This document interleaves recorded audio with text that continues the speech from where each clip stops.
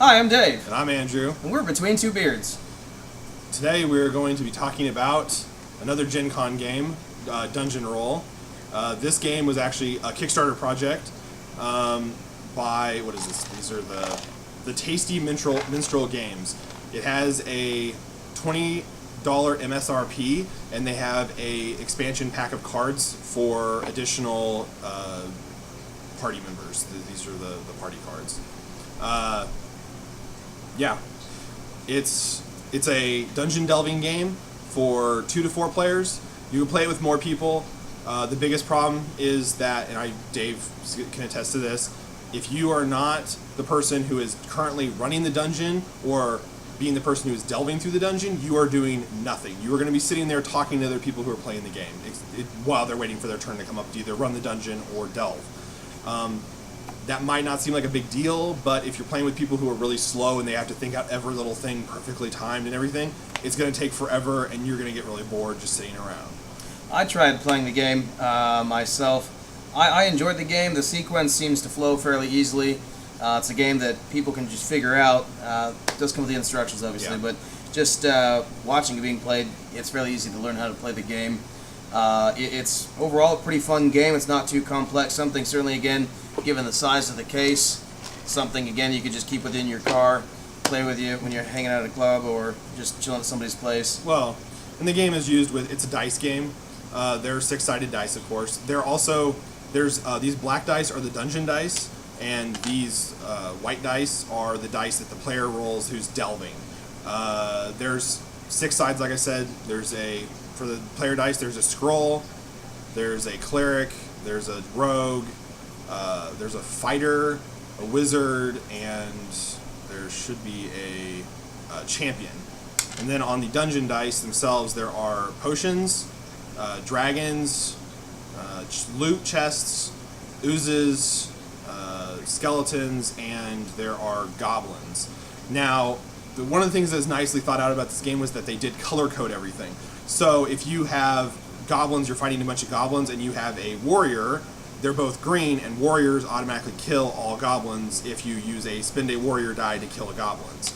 Now, you can spin anything you want to kill whatever, but if they are not the same color, they'll only kill 1 for 1.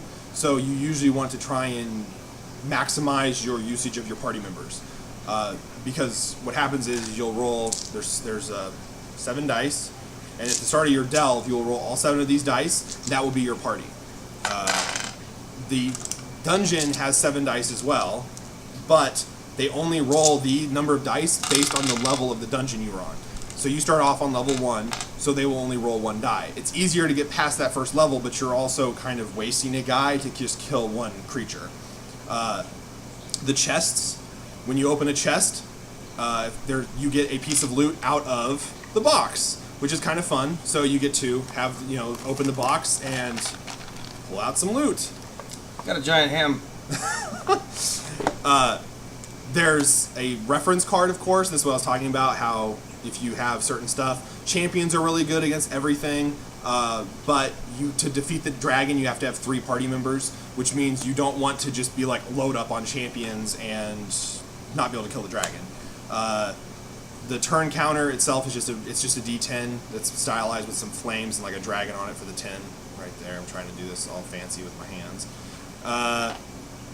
It's like I said, it's a really basic game. It's simple. There's actually for only a 1 to 4 player game, there's a lot of character selection. I mean, there's probably 15 character cards if you have the extension pack that adds 4 more characters, I believe. So the basic game comes with 11? 1, 2, 3, 4, 5, 6, 7, 8, 9, 10, 11, 12, 13, 14, 15. Yeah, there's 16 character cards, and I think the addition pack had either 4 or 5 characters in it.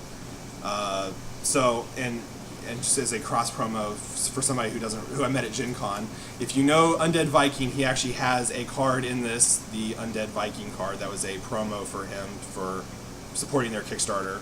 And if you know Garthakian Gaming, Andrew, he got his signed by Lance of Undead Viking, and so when he levels up from this side to the Undead Viking side, it says "You suck." like I said, it's a very, I don't want to say it's a very basic game. There is a little bit of depth to it. You can bring back your character dice, the white dice, by drinking potions. This is a potion, of course. And if you drink a potion, if there's multiple potions, you bring back as many guys as potions you drink. You drink all the potions at the same time. The rules are very simple, but there is a lot of depth there. You have to kind of rely on your characters.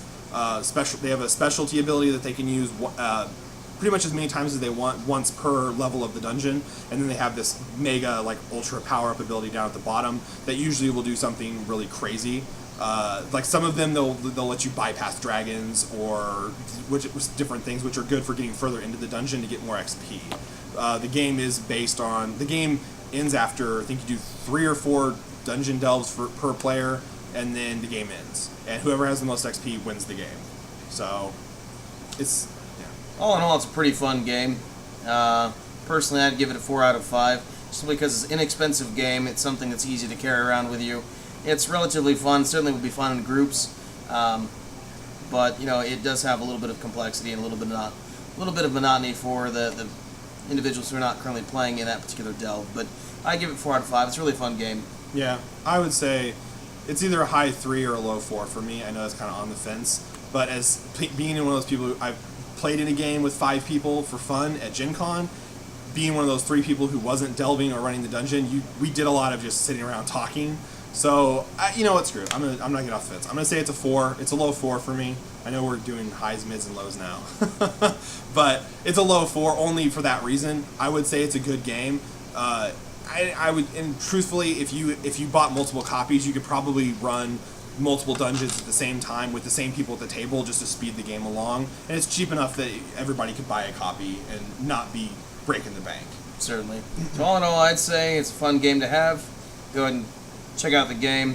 Again, it's called Dungeon Roll. Comes in this nifty little box. Stays open or shut. But certainly subscribe. Again, Between Two Beards. You all have a good evening. Bye.